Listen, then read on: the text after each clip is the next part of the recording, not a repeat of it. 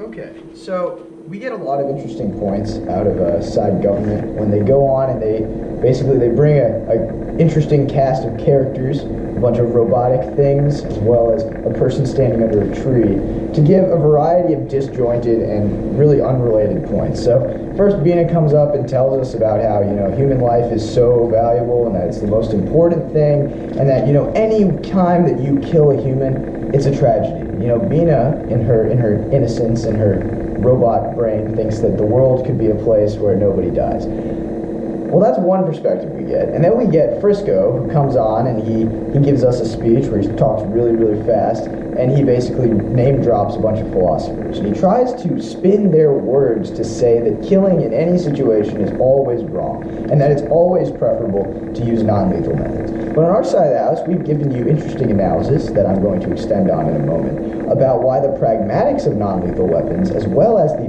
very principle behind them, are simply not something that we would like to enact.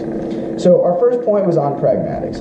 So why are non-lethal weapons pragmatically incredibly difficult to implement, and even if they were, they would cause mass suffering? So the first main point that we have kind of under this is the idea of the security dilemma, and that the actions that one state takes to improve its own security necessarily make the other state feel less secure.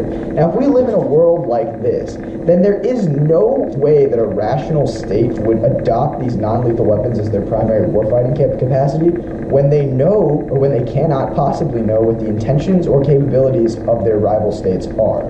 Now, what's the purpose of a government? So a government exists to defend its people's interests and execute their will. So if the people have elected a government to defend them, then that government doesn't have the liberty, doesn't have the right, or it has not been enabled by the people to engage in this kind of, adventurism and to place the lives of its citizens and to place the survival of the state in this notion of non-lethal weapons. It's really something that governments can't afford to do.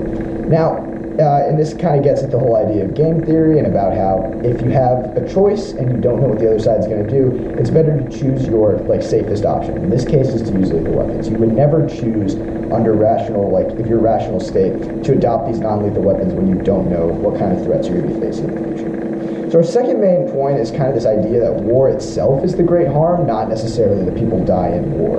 Now, we believe that people die in war for a plethora of reasons, and on their side of the house, they give you a very simplified version of this. They tell you that no, people only die in war because they either get shot on accident or they shoot soldiers. These are the only two ways that people die. Now, on our side of the house, we say that most people die in war due to disease, internal displacement, societal upheaval, all the things that you can't eliminate by introducing these non-lethal weapons.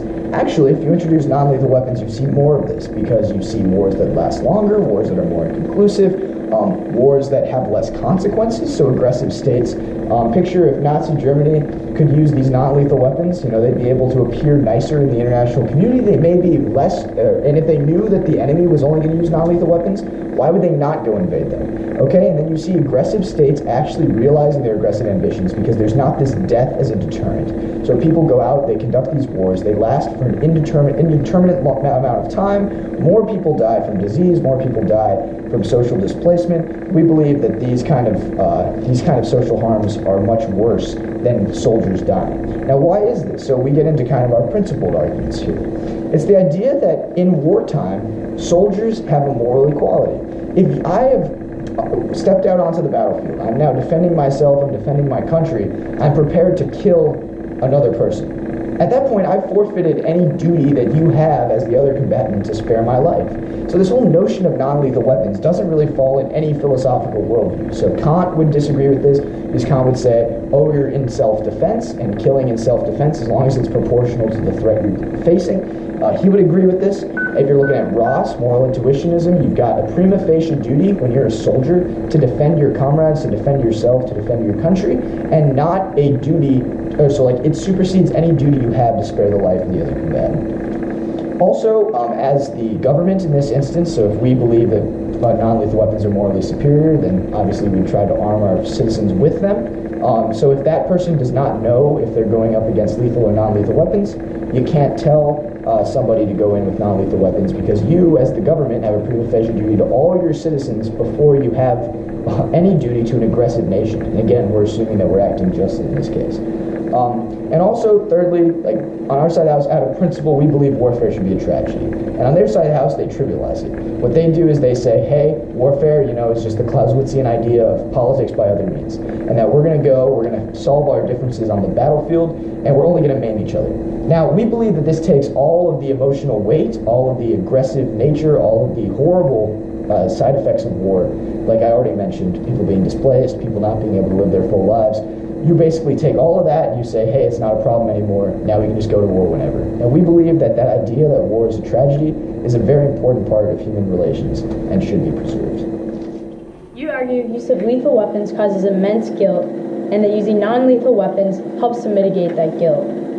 Doesn't this allow the user of non-lethal weapons to become more comfortable in committing violence? What moral implications does that have? Would a non-lethal weapon still be morally superior in a scenario in which soldiers were trying to protect innocent civilians from aggressors with lethal weapons that would cause certain death and greater damage? Next question. Let's assume two countries engaged in all-out non-lethal war go to war together. Wouldn't you agree that determining the winner would be extremely difficult and that war would be prolonged perhaps indefinitely? Would that not push a country's economy to become solely focused and geared towards war for a definite period of time? Is that a society that you would want to live in? If a country agreed to use only non-lethal weapons in war, and a soldier of that country killed an enemy combatant in self-defense, would that be immoral? Would that soldier be considered a criminal? Why do you think soldiers would feel any better if they used a non-lethal weapon that caused immense agony and suffering before their eyes than if they were to use a lethal weapon that ended suffering quickly? What would be the protocol for attending to enemy victims of non-lethal weapons? It would be wrong to leave them to suffer, so now that country is expected to take them as enemy prisoners and attend to their needs for nourishment, food, and shelter. The country must pay to keep them alive in prison. That is costly. Would it be just to heavily tax citizens of that country to keep alive enemies, the very same enemies that killed their sons and daughters? Much of our opponent's argument has to do with lethal weapons being targeted or accidentally attacking civilians. And anytime any lethal weapon either kills or maims a civilian, that is a tragedy, and we make every reasonable effort to avoid that. We only try to target just targets, which would be soldiers, due to the moral equality of soldiers. Now, regardless of the kind of weapon used, whether it be lethal or non-lethal, if a civilian ends up being hurt or even targeted, that is immoral, because they aren't, by just war theory and by most other theories, they aren't a legal or permissible target. And so non-lethal weapons may make it appear to be more permissible to accidentally target civilians because it may not kill them, but it does not make it more morally just. Our opponents concede that all non-lethal weapons are morally superior to all lethal weapons. However, this is simply not the case. Just look at nerve agents and chemical weapons, for example. These could cause unbelievable long-term harm. Just look at Agent Orange from the Vietnam War, for example. Our next point, a nation has a right for self-defense. When a nation is facing an enemy using lethal weapons, it is morally wrong for them to not use the same in response, because they have a duty to adequately protect their citizens.